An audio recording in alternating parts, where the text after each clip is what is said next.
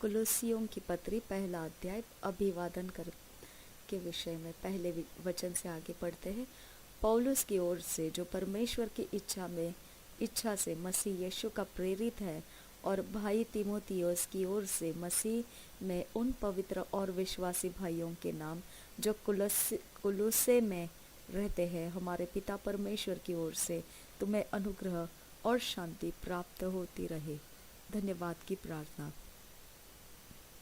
तीसरे वचन से आगे, हम तुम्हारे लिए नित्य प्रार्थना करके अपने प्रभु यीशु मसीह के पिता अर्थात परमेश्वर का धन्यवाद करते हैं, क्योंकि हमने सुना है कि मसीह यीशु पर तुम्हारा विश्वास है और सब पवित्र लोगों से तुम प्रेम रखते हो, उस आशा की हुई वस्तु के कारण जो तुम्हारे लिए स्वर्ग में रखी हुई है, जिसका वर्णन तुम उस सुसमाचार के सत्य वचन में सुन चुके हो जो तुम्हारे पास पहुंचा है, और जैसा जगत में भी फल लाता और बढ़ता जाता है, वैसे ही जिस दिन से तुमने उसको सुना और सच्चाई से परमेश्वर का अनुग्रह पहचाना है, तुम में भी ऐसा ही करता है।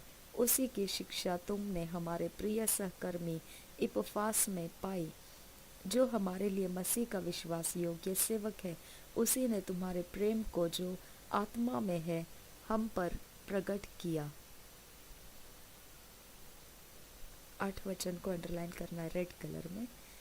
9 वचन, इसीलिए जिस दिन से यह सुना है, हम भी तुम्हारे लिए यह प्रार्थना और विनती करना नहीं छोड़ते कि तुम सारे आत्मिक ज्ञान और समझ सहित परमेश्वर की इच्छा की पहचान में परिपूर्ण हो जाओ।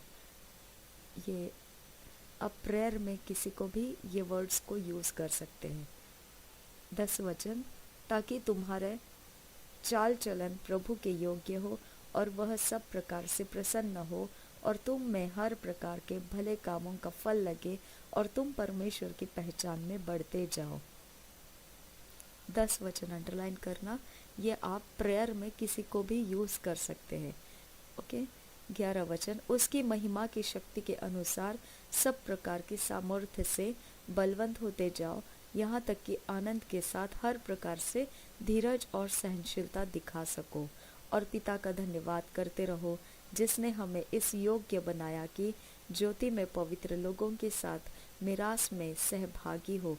उसी ने हमें अंधकार में के वश से छुड़ाकर अपने प्रिय पुत्र के राज्य में प्रवेश कराया, जिसमें हमें छुटकारा अर्थात पापों की क्षमा प्राप्त होती है। अंडरलाइन करना यहाँ तक। और ये प्रेयर के वर्ड्स हैं, आप इसको यूज कर सकते हैं जब आप प्रार्थना करते या किसी को आशीष देना चाहते हैं। तो मसीह की श्रेष्ठता और उसके कार्य, वह तो अदृश्य परमेश्वर का प्रतिरूप और सारी सृष्टि में पहलौठा है। रेड कलर के अंडरलाइन में रखना है। 16 वचन, क्योंकि उसी में सारी वस्तुओं की सृष्टि हुई, स्वर्ग की हाँ अथवा पृथ्वी की, देखी या अनदेखी, क्या सिंहासन, क्या प्रभुताएं, क्या प्रधानताएं, क्या अधिकार, सारी वस्तुएं उसी के द्वारा और उसी के लिए सृजी गई है। 16 वचन को अंडरलाइन करना है। 17 वचन, वही सब वस्तुओं में प्रथम है और सब वस्तुएं उसी में स्थिर रहती है। अंडरलाइन कीजिए इसको भी। 18 वचन, वही देह अर्थात कलीसिया का सिर है, वही आदि है और मरे हुओं में से जी उठने वालों में पहलोटा का, कि सब बातों में वही प्रधान ठहरे। अंडरलाइन करना इसको भी। 19 वचन, क्योंकि पिता की प्रसन्नता इसी में है कि उसमें सारी परिपूर्णता वास करे। Red colour underline. 20 वचन, और उसके क्रूस पर बहे हुए लहू के द्वारा मेल मिलाप करके सब वस्तुओं का उसी के द्वारा से अपने साथ मेल कर ले, चाहे वे पृथ्वी पर की हो चाहे स्वर्ग में की। 20 वचन को रेड कलर के बॉक्स में रखना है। 21, तुम जो पहले निकाले हुए थे और बुरे कामों के कारण मन से बैरी थे, उसने अब उसकी शारीरिक देह में मृत्यु के द्वारा तुम्हारा भी मेल कर लिया, ताकि तुम्हें अपने सम्मुख पवित्र और निष्कलंक और निर्दोष बनाकर उपस्थित करे। यदि तुम विश्वास की नींव पर दृढ़ बने रहो और सुसमाचार की आशा को जिसे तुमने सुना है ना छोड़ो, जिसका प्रचार आकाश के नीचे की सारी सृष्टि में किया गया और जिसका मैं पौलुस सेवक बना। कलीसिया का सेवक पौलुस। 24 वचन। अब मैं उन दुखों के कारण आनंद करता हूँ जो तुम्हारे लिए उठाता हूँ और मसीह के क्लेशों की घटी उसकी देह के लिए अर्थात कलीसिया के लिए अपने शरीर में पूरी करता हूँ, जिसका मैं परमेश्वर के उस प्रबंध के अनुसार सेवक बना जो तुम्हारे लिए मुझे सौंपा गया, ताकि मैं परमेश्वर के वचन को पूरा प्रचार करूं, अर्थात उस भेद को जो समयों और पीढ़ियों से गुप्त रहा, परंतु अब उसके उन पवित्र लोगों पर प्रकट हुआ है, जिन पर परमेश्वर ने प्रकट करना चाहा कि उन्हें ज्ञात हो कि अन्य जातियों में उस भेद की महिमा का मूल्य क्या है।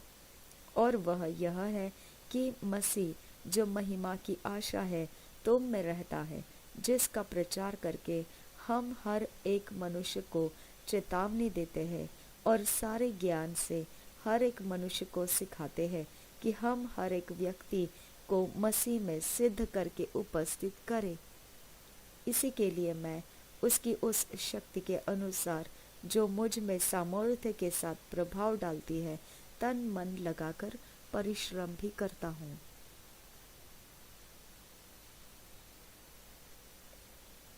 कुलुस्सियों की पत्री 2 अध्याय पहले वचन से आगे बढ़ते हैं। मैं चाहता हूँ कि तुम जान लो कि तुम्हारे और उनके लिए जो लौदीकिया में है और उन सब के लिए उन्होंने मेरा शारीरिक मुंह नहीं देखा, मैं कैसा परिश्रम करता हूँ ताकि उनके मनों में शांति हो और वे प्रेम से आपस में गठे रहे और वे पूरी समझ का सारा धन प्राप्त करे और परमेश्वर पिता के भेद को अर्थात मसीह को पहचान ले। ये अंडरलाइन करना है सब कुछ, और इसमें मेन वेव डिज़ाइन में ऐसे अंडरलाइन करना है, और परमेश्वर पिता का के भेद को अर्थात मसीह को पहचान ले। मसीह यीशु परमेश्वर पिता का भेद है। ये पौलुस प्रकाशन के आधार पर बोल रहे हैं, तो उसको हम बहुत ध्यान से लेना है। ये सारी चीज़ों को, ये सब जो पौलुस लिख रहा है उसके अंदर ये प्रकाश निकल कर आ रहा था, जिसको उसने पत्रियों में उंडेल दिया है। इसके लिए हमको बहुत ध्यान से एक एक वचन को उठाना है, समझना है, और उसको फिर हम नए और पुराने नियम में जाके ढूंढना है क्या था ये भेद। ओके। 3 वचन, जिसमें बुद्धि और ज्ञान के सारे भंडार छिपे हुए हैं, यह मैं इसलिए कहता हूँ। यह अंडरलाइन करना 3 वचन को। आगे बढ़ते हैं 4 वचन, यह मैं इसलिए कहता हूँ कि कोई मनुष्य तुम्हें लुभाने वाली बातों से धोखा ना दे। यद्यपि मैं शरीर के भाव से तुमसे दूर हूँ, तो भी आत्मिक भाव से तुम्हारे निकट हूँ और तुम्हारे व्यवस्थित जीवन को और तुम्हारे विश्वास की जो मसीह में है दृढ़ता देखकर प्रसन्न होता हूँ। पौलुस का सब जगह आनंद होने का कारण एक ही है कि उसको हमारी उन्नति पसंद आती थी, कि हम कैसे जी जान लगाकर मसीह के पीछे दौड़ रहे हैं, मसीह में जीवन की भरपूरी। अतः जैसे तुमने मसीह यीशु को प्रभु करके ग्रहण कर लिया है, वैसे ही उसी में चलते रहो और उसी में जड़ पकड़ते और बढ़ते जाओ, और जैसे तुम सिखाए गए वैसे ही विश्वास में दृढ़ होते जाओ और अधिकाधिक धन्यवाद करते रहो। 6-7 वचन को बॉक्स करना। और ये कारण से हमको जब पढ़ना है आत्मिक चीज़ें तो हम बहुत ध्यान से पढ़ना है, क्योंकि पढ़ने के बाद क्या होने वाला है वैसे ही हम बनने वाले हैं। ओके। अगर हमने रॉन्ग टीचिंग्स सुने तो हमारा विश्वास रॉन्ग टीचिंग्स के ही आगे झुका रहेगा। हम राइट टीचिंग्स में हैं तो राइट टीचिंग्स के आगे हमारा विश्वास झुका रहेगा। ये हमारे रिजल्ट्स ठहराएंगे। रॉन्ग टीचिंग्स के कारण हमारे रिजल्ट्स अटक गए दिखते हैं, राइट टीचिंग्स के कारण हमारे रिजल्ट्स खुलकर उभरते हुए उमड़ते हुए प्याले के समान हमको मिलते हैं, भरे हुए उमड़ते हुए प्याले के समान हमारे रिजल्ट्स निकलते रहते हैं। ओके, तो इस तरह से हमको राइट टीचिंग्स का सही पहचान हो जाना चाहिए और रॉन्ग टीचिंग्स को छोड़ने की हिम्मत करना है। अगर रॉन्ग टीचिंग्स है तो चाहे हमने बहुत पीढ़ी पीढ़ी से हम सीखते आए होंगे, लेकिन फिर भी अगर वो टीचिंग हमको उमड़ता हुआ अभिषेक का प्याला नहीं बना रहा है परमेश्वर के राज्य में, तो वो टीचिंग रॉन्ग है और इसके कारण हम अटक के पड़े हुए हैं। ओके, हमको उसमें से निकल कर बाहर आने के चांसेस है, तो हम परमेश्वर से मांगना है कि हमको राइट टीचिंग दे, क्योंकि सच्चाई जब समझ में आती है तो छुटकारा आ जाता है। उमड़ता हुआ प्याला हम अभिषेक का प्याला हम बन जाएंगे, जिसमें से अभिषेक उमड़ उमड़ कर बहते रहेगा। ओके, 8वां वचन, चौकस रहो कि कोई तुम्हें उस तत्व ज्ञान और व्यर्थ धोखे के द्वारा अपना अहेर न बना ले, जो मनुष्यों की परंपराओं और संसार की आदि शिक्षा के अनुसार तो है, पर मसीह के अनुसार नहीं। ये कारण है हम लोगों को टीचिंग को सही ढंग से चुन चुन कर सुनना है और उसमें विश्वास अपना रिलीज करना है। ओके, हर एक टीचिंग्स हमारे लिए नहीं हो सकती है। हमको जो मसीह के साथ अनुसार में रख सकती है, मसीह के वचन से खिलाफ नहीं जाएगी, और जो हम मसीह के अंदर दृढ़ बनकर वहाँ तक पहुँच सकते हैं जहाँ यीशु मसीह हमको पहुँचने तक सहायता कर रहा है। ओके, तो वो हमारा टीचिंग राइट टीचिंग के अनुसार हमारा विश्वास होना चाहिए। रॉन्ग टीचिंग्स को हम छोड़ देना है। 9वां वचन, क्योंकि उसमें ईश्वरत्व की सारी परिपूर्णता सदैव वास करती है। यहाँ पे अंडरलाइन करना रेड कलर।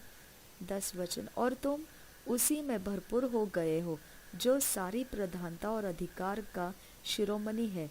उसी में तुम्हारा ऐसा खतना हुआ है जो हाथ से नहीं होता, अर्थात मसीह का खतना, जिससे शारीरिक देह उतार दी जाती है, और उसी के साथ बपतिस्मा में गाड़े गए, और उसी में परमेश्वर की सामर्थ पर विश्वास करके जिसने उसको मरे हुओं में से जिलाया, उसके साथ जी भी उठे। 13वां वचन, उसने तुम्हें भी जो अपने अपराधों और अपने शरीर की खतना रहित दशा में मुर्दा थे, उसके साथ जिलाया, और हमारे सब अपराधों को क्षमा किया, और विधियों का वह लेख जो हमारे नाम पर और हमारे विरोध में था मिटा डाला, और उसे क्रूस पर कीलों से जड़कर सामने से हटा दिया है। और उसने प्रधानताओं और अधिकारों को ऊपर से उतार कर उनका खुल्लम खुल्ला तमाशा बनाया, और क्रूस के द्वारा उन पर जय जयकार की ध्वनि सुनाई।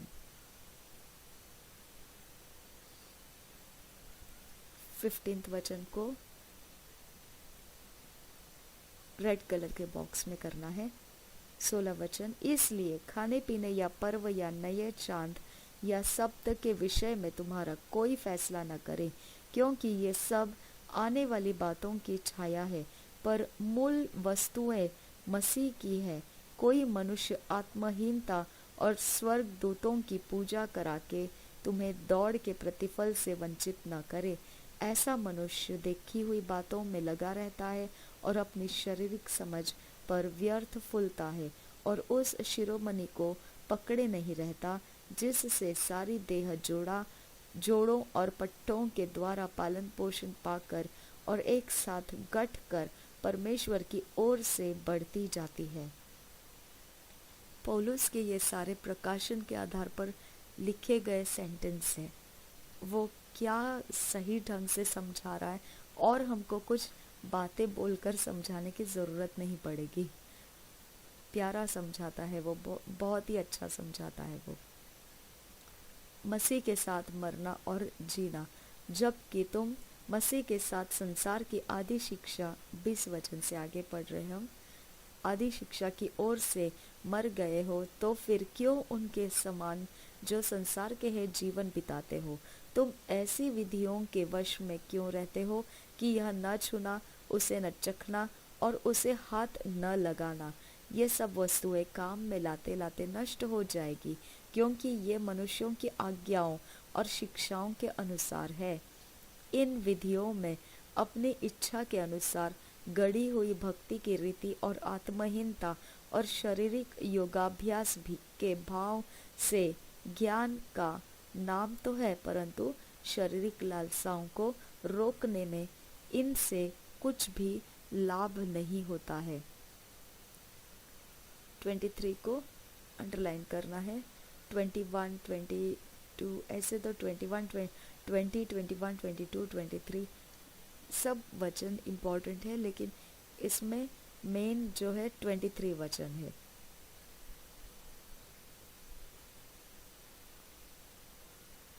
कुलुसियों की पत्री 3 अध्याय पहले वचन से पढ़ते हैं। अतः जब तुम मसीह के साथ जिलाए गए तो स्वर्गीय वस्तुओं की खोज में रहो, जहाँ मसीह विद्यमान है और परमेश्वर के दाहिनी ओर बैठा है। पृथ्वी पर की नहीं, परंतु स्वर्गीय वस्तुओं पर ध्यान लगाओ,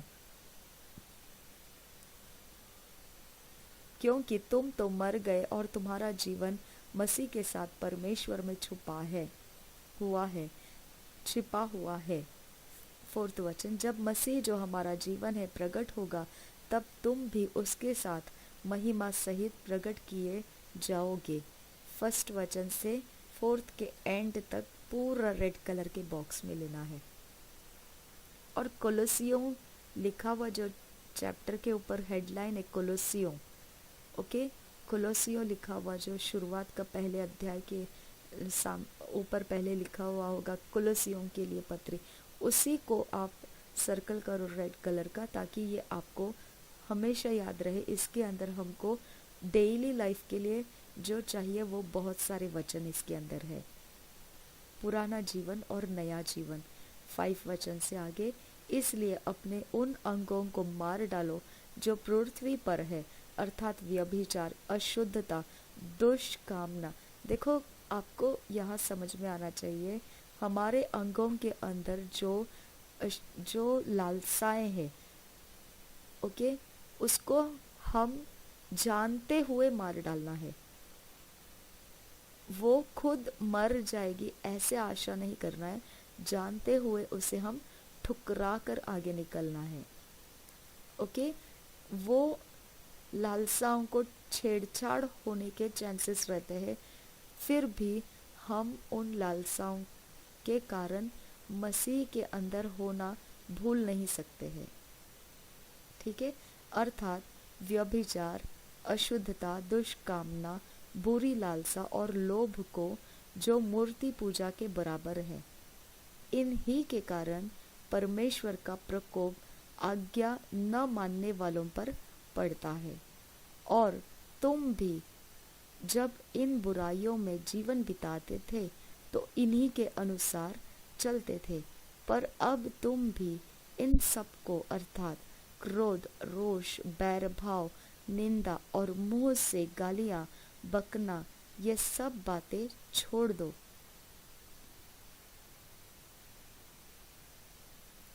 एक दूसरे से झूठ मत बोलो, क्योंकि तुमने पुराने मनुष्यत्व को उसके कामों समेत उतार डाला है और नए मनुष्यत्व को पहन लिया है, जो अपने सृजनहार के स्वरूप के अनुसार ज्ञान प्राप्त करने के लिए नया बनता जाता है। उसमें न तो यूनानी रहा, न यहूदी, न खतना रहित, न जंगली, न स्कुति, न दास और न स्वतंत्र, केवल मसीह सब कुछ और सब में है।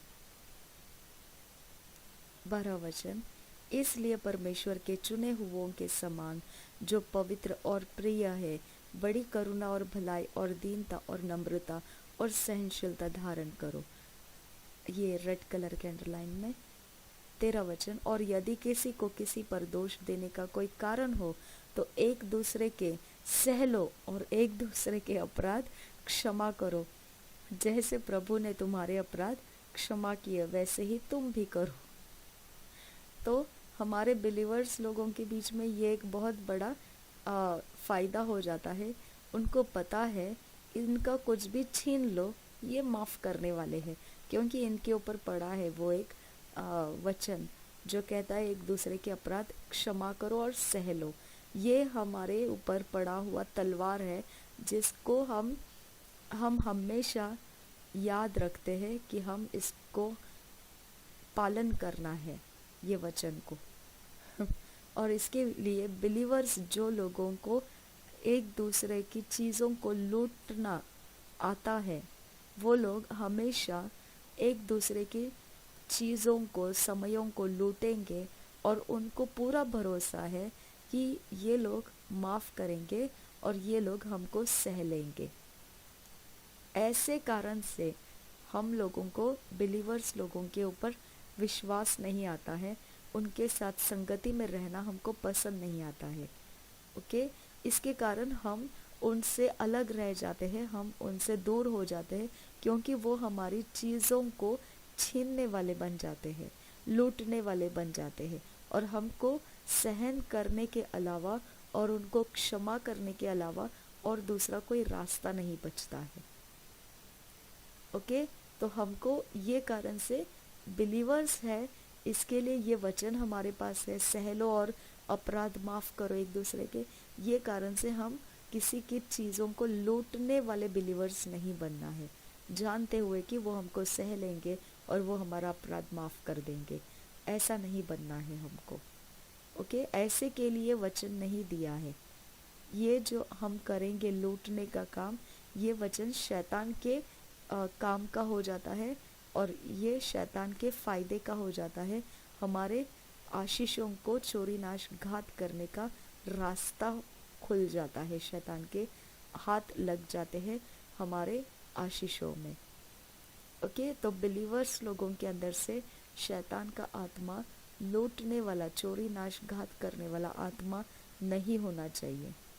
ओके, जो एक दूसरे को सह लेंगे, अपराध माफ़ करेंगे, ये मालूम है, इसकी वजह से उन दूसरे लोगों का हम कोई भी चीज़ उठा ले, कोई भी चीज़ छीन ले, कोई भी चीज़ लूट ले, ऐसा स्वभाव करके हम शैतान को सहारा दे रहे हमारे अंदर। ओके, तो ये नहीं होना है हमारे साथ। 14th वचन, इन सब के ऊपर प्रेम को जो सिद्धता का कटिबंध है बांध लो। ये भी एक कारण हो जाता है कि बिलीवर्स लोग घर में आना जाना चाहते हैं, क्योंकि उनको दिखाई देता है फिर क्या है इनके पास, क्या नहीं है। ओके, और फिर वैसे होने के बाद में वो एक दूसरे के अंदर से देखते हैं कि इसके पास क्या है, उसके पास, हर घर में देख कर आते हैं क्या है, क्या है, क्या है, और फिर बाद में वो क्या करते हैं मुझे नहीं मालूम, लेकिन वो चीज़ हम उनको दे देते हैं। ओके, और ये ऐसा एक रास्ता है जो परमेश्वर की ओर से हरगिज़ नहीं है। लालच की वासना जिसके शरीर में पाप का बीज कहते हैं, वो है जो वो लोग यूज़ कर रहे हैं और चीज़ों को खींच रहे हैं। आया समझ में? तो ये अशुद्ध आत्माओं का काम वो लोग कर रहे हैं, और हम लोगों को, ऐसे लोगों को माफ़ करना मुश्किल हो जाता है। ओके, इन सब के ऊपर प्रेम को जो सिद्धता का कटिबंध है बांध लो। ये करना मुश्किल हो जाता है, क्योंकि ये शैतान का एक रास्ता बिलीवर्स पकड़ लेते हैं। उनको मालूम है कि ये लोग प्रेम के अलावा और कुछ करने वाले नहीं है, ये हमको फिर भी अपने घर में आने जाने देंगे। ओके, तो हम बिलीवर्स हैं, तो हम जैसे हमको ये वचन एक बिलीवर को मिलता है, वैसे ही ये वचन सारे बिलीवर्स को मिलते हैं। ओके, तो इसके लिए हम लोगों को ऐसा नहीं देखना है कि हम दूसरों का कुछ भी छीनने के लिए जाएंगे और फिर वो लोग हमको सह लेंगे और अपराध माफ़ करेंगे और हम प्रेम के कारण हम उनके साथ बने रहेंगे। ये जो है, ये आप अपने शरीर की लालसाओं की वासनाएं जो बीज है, उसकी आप अच्छे से क्या कहते हैं, संभाल रहे, उपज निकाल रहे हैं, फसल ला रहे हैं। ठीक है, तो इसका अंत क्या हो जाता है, मृत्यु। इसके अंत में आशीषों का अंत आ जाता है। ओके, तो इसकी वजह से लूट कर लेना और फिर हमको सह लो और हमारे अपराध माफ करके रखो, ये जो स्वभाव है इसका हम यूज़ नहीं कर सकते हैं। इसको हम पनिश करेंगे, फिर ऐसे लोगों को हम पनिश करेंगे, नहीं तो उनकी वासनाएं, उनकी लालसाएं हमारे जीवन को और भी खराब करते जाएगी। ओके, तो वो हम सह नहीं सकते हैं, वो हम क्षमा नहीं कर सकते हैं, उसको हम पनिश कर सकते हैं। ओके, तो ऐसा हमारा स्वभाव जब लोग देखते हैं तब वो बोलते हैं मसीह के चाल चलन जैसे नहीं है ये लोग। मसीह अच्छा चाल चलन था, लेकिन ये लोगों का चाल चलन सही नहीं है, ये बेइज्जती नहीं होना चाहिए। इसके लिए फिर हम आखिरी रास्ता यही पकड़ लेते हैं, सह लो और अपराध माफ कर दो। ओके, तो हर एक लूटने वाला जो इंसान है उसके अंदर दुष्ट आत्माएं हैं जो लूट रही है, चोरी नाशघात कर रही है। और हम लोग, हमारा मसीह का नाम बेइज्जत नहीं होना चाहिए, इसके लिए हम उनके साथ प्रेम में रहते हैं। ओके, और लोगों के सामने मसीही बने रहने का जो आदर है मसीह का, वो हम बनाए रखते हैं। लेकिन लूटने वाले के अंदर का वो दुष्ट आत्मा आराम से लूटने वाले के अंदर से लूटपाट करता रहता है, चोरी नाशघात करता रहता है। ठीक है, तो इस ऐसे आप ध्यान से इस वचन को समझना है कि हम लोगों को एक बिलीवर को नहीं दिया है ये वचन सबको दिया है। तो किसी के अंदर शरीर के वासनाओं के, लालसाओं के बीज जो है वो ये वचन को आधार लेके पल कर और ज़्यादा मजबूत नहीं होना है, क्योंकि उसको ये वचन पता है कि ये लोग सह लेंगे, ये लोग माफ़ कर देंगे। तो उसकी लालसाएं तो बढ़ती जाएगी, उसका आदत बढ़ता जाएगा लूटने का, और वो शैतानी आदत है तो वो उसको परेशानी में डाल सकता है। ठीक है, तो हम लोगों को, ऐसे लोगों को ये वचन हर एक बिलीवर के लिए है, ये हमको उनको सिखाना है कि हम एक दूसरे के चोरी नाश घात नहीं करना है आशीष को, ये सोच कर के वो सह लेंगे और अपराध माफ़ करेंगे। जब ये हम एक दूसरे को वचन समझाएंगे, चोरी नाश घात नहीं करना है एक दूसरे के आशीषों का, तब आगे का वचन काम कर सकता है कि हम प्रेम, जो सिद्धता का कटिबंध है, हम उसको बांध सकते हैं, क्योंकि हम जानते हैं कि हम शरीर की वासनाओं के अधीन नहीं, परमेश्वर के वचन के अधीन हमारा जीवन चला रहे हैं। तब ये 14वां वचन एकदम सही ढंग से हमारे जीवन में बैठ सकता है।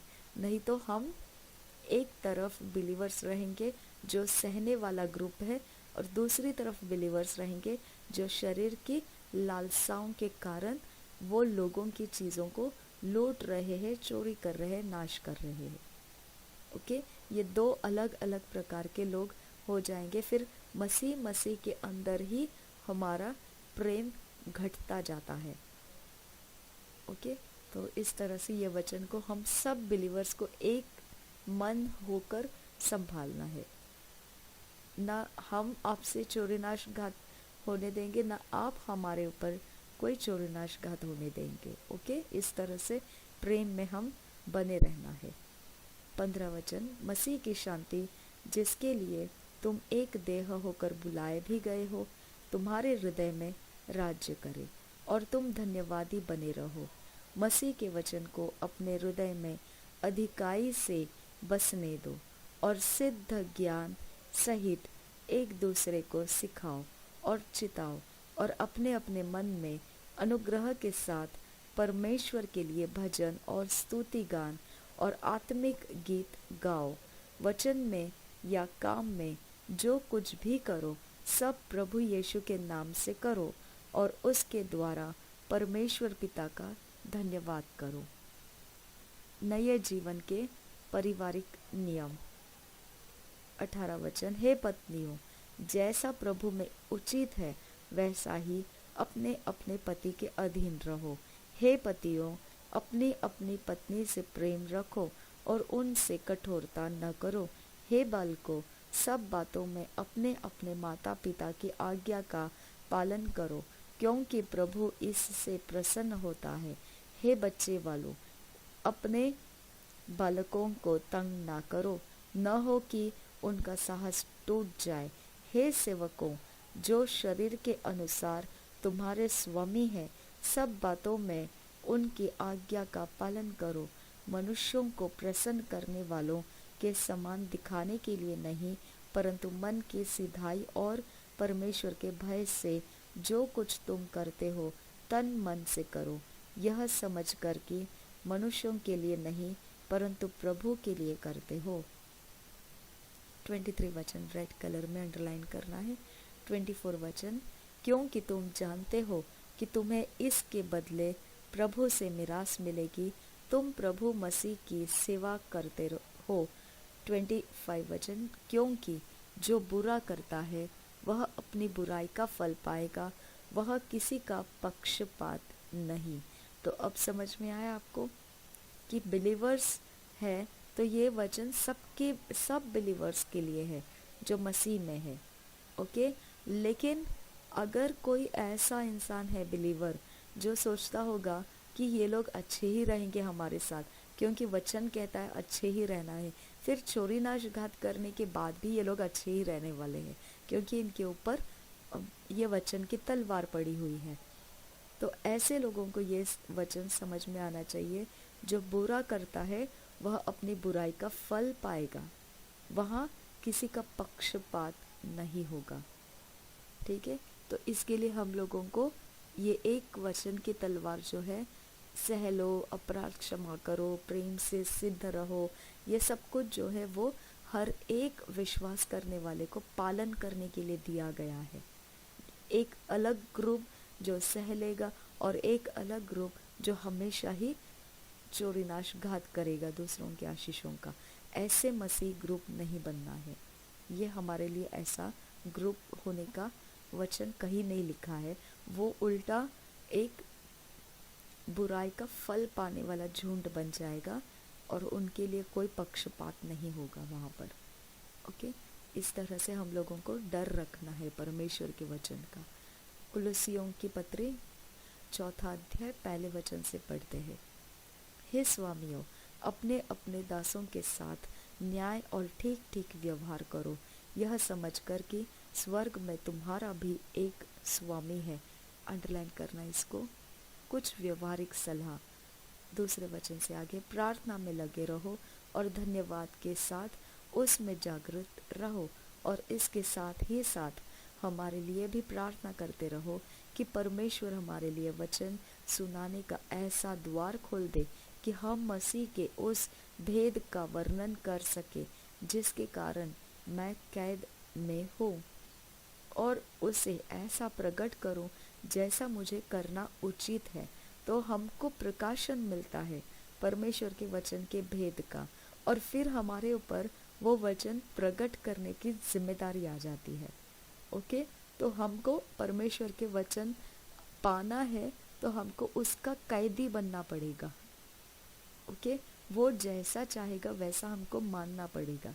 ये हमको सामर्थ का ये सफ़र जो कर रहे हैं, इसमें ये वचन बहुत अच्छे से आपको समझ में आएगा। हमको प्रभु यीशु मसीह का कैदी बनना है ताकि उसके भेद हम समझ सके और फिर वो भेद को हम प्रकट कर सके, और जैसा उचित है उस तरह से हम उसको प्रकट कर सके। 5 वचन, अवसर को बहुमूल्य समझकर बाहर वालों के साथ बुद्धिमानी से व्यवहार करो। 5 वचन को बहुत अच्छे से आप अंडरलाइन करना, रेड कलर के वेव में करना। ये हमको बहुत ज़रूरी वचन है। वैसे सारे वचन ज़रूरी है, लेकिन खास ध्यान रखना है कि हमको समझ कर बाहर वालों के साथ बुद्धिमानी से व्यवहार करना है। ओके, 6 वचन, तुम्हारा वचन सदा अनुग्रह सहित और सलोना हो कि तुम्हें हर मनुष्य को उचित रीति से उत्तर देना आ जाए। 6 वचन को भी अंडरलाइन करना रेड कलर में। अंतिम अभिवादन 7 वचन, हे प्रिय भाई और विश्वास योग्य सेवक तुखिकुस, जो प्रभु में मेरा सहकर्मी है, मेरी सब बातें तुम्हें बता देगा। उसे मैंने इसलिए तुम्हारे पास भेजा है कि तुम्हें हमारी दशा मालूम हो जाए और वह तुम्हारे हृदयों को शांति दे। उसके साथ मैंने उनेसिमुस को भी भेजा है, जो विश्वास योग्य और प्रिय भाई और तुम ही में से है। ये तुम्हें यहाँ की सारी बातें बता देंगे। अरिस्तर्कुस, जो मेरे साथ कैदी है, और मर, जो बरनबास का भाई लगता है, जिसके विषय में तुमने आज्ञा पाई थी कि यदि वह तुम्हारे पास आए तो उससे अच्छी तरह व्यवहार करना, और यीशु जो युस्तुस कहलाता है, तुम्हें नमस्कार कहते हैं। देखा, मैंने आपको बोला था ना कि सिर्फ यीशु बोलना सही नहीं है। हम यीशु ये नाम बहुतों के लिए हो चुका है। हमको यीशु मसीहा पूरा नाम लेना है। यीशु मसीहा परमेश्वर का प्रिय पुत्र, इकलौता प्रिय पुत्र, पूरा नाम लेना है हमको यीशु मसीह के विषय में। ओके, सिर्फ यीशु यीशु या सिर्फ मसीह मसीह ऐसे नहीं करना है, क्योंकि शैतान को यीशु मसीह ये नाम पसंद नहीं है। और ये एक नाम है जिसके नीचे सारे नामों को कुचल दिया गया है। सब नामों के ऊपर ये एक ही नाम है जो यीशु मसीहा ऐसा नाम है। ओके, तो हमको वो पूरा नाम बोलना है। ठीक है, 11 वचन, और यीशु जो युस्तुस कहलाता है, तुम्हें नमस्कार कहते हैं। खतना किए हुए लोगों में से केवल ये ही परमेश्वर के राज्य के लिए मेरे सहकर्मी और मेरी शांति का कारण रहे हैं। इपफ्रास, जो तुम में से है और यीशु मसीह यीशु का दास है, तुम्हें नमस्कार कहता है और सदा तुम्हारे लिए प्रार्थनाओं में प्रयत्न करता है, ताकि तुम सिद्ध होकर पूर्ण विश्वास के साथ परमेश्वर की इच्छा पर स्थिर रहो। मैं उसका गवाह हूँ कि वह तुम्हारे लिए और लौदीकिया और हियरापुलिस वालों के लिए बड़ा परिश्रम करता रहता है। प्रिय वैद्य लूका और देमास का तुम्हें नमस्कार। लौदीकिया के भाइयों को और नुमफास और उनके घर की कलीसियों को नमस्कार कहना।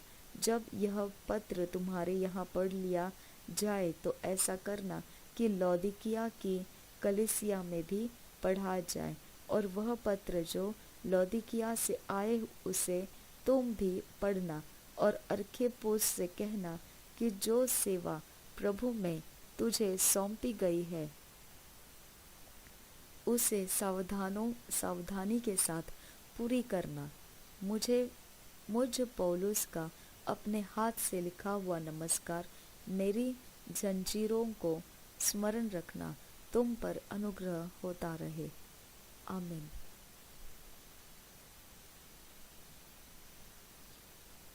पहला थिस्सलुनीकियों की पत्री, पहले अध्याय से हम पढ़ेंगे।